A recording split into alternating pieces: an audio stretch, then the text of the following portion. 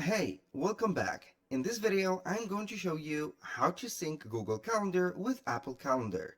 So the process is very easy. Follow up the steps that I'm going to do from getting to the settings from my iPhone screen. Then we are going to scroll down until we see Calendar.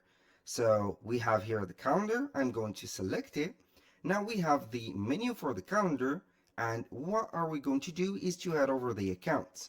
You're going to see all the accounts that are connected, or the calendar accounts that are connected to your phone. If you do not see your Google account right there, or your Google Calendar account, you're going to click on Add and select from here Google, like that, and it will pop up right there a sign in page. So back to the menu right here, or the home page, we are going to click on Calendar, and from the calendar we are going to see this normal view.